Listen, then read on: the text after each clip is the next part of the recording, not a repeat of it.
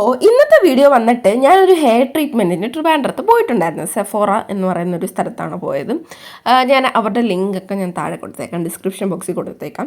അപ്പോൾ അവിടെ ഞാൻ ബോട്ടോക്സ് ചെയ്യാനായിട്ടാണ് പോയത്. എൻ്റെ ഹെയറിൽ ഞാൻ ആദ്യം ചെയ്തത് ക്രൗൺ ഏരിയയിൽ സ്മൂതനിങ് ചെയ്ത്, പിന്നെ ഫുൾ ഹെയർ സ്മൂതൻ ചെയ്ത് 3 വട്ടം അങ്ങനെ ചെയ്ത്, പിന്നെ കെരാറ്റിൻ ചെയ്ത്, പിന്നെ എൻ്റെ ഹെയർ കളർ ചെയ്ത് ഫുൾ ഹെയർ ഡാമേജ് ആയിട്ടിരിക്കുകയാണ്.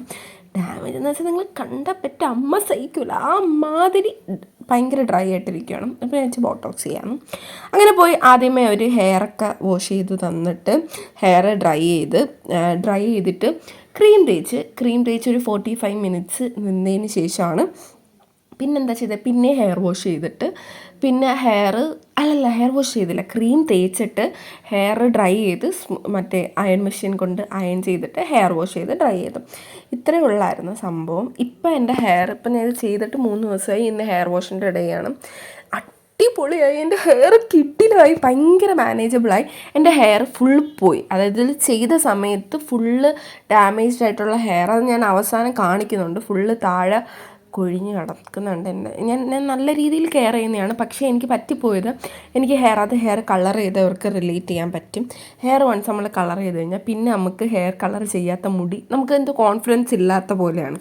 അപ്പം ഞാൻ എന്ത് ചെയ്യും, എനിക്ക് ഹെയർ കളറിങ് എനിക്ക് പ്രാന്താണ്. അപ്പം ഞാൻ എപ്പോഴും പോയി ചെയ്ത് ഫുൾ എൻ്റെ ഹെയർ ഡാമേജായി. ഇപ്പം കണ്ട ക്രീം തേച്ച് കഴിഞ്ഞിട്ട് അതായത് കഴുകി കളയാതെ തന്നെ ജസ്റ്റ് ഡ്രൈ ചെയ്തിട്ട് അയൺ ചെയ്യും.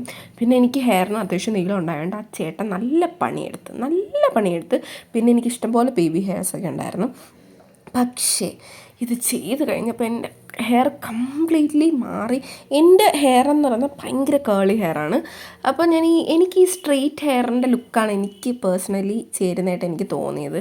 പിന്നെ എൻ്റെ ഫ്രണ്ട്സും പിന്നെ ഇവിടെ വീട്ടിലെല്ലാവരും പറയാറുണ്ട് എനിക്ക് സ്ട്രെയിറ്റ് ഹെയറാണ് നല്ലതെന്ന്.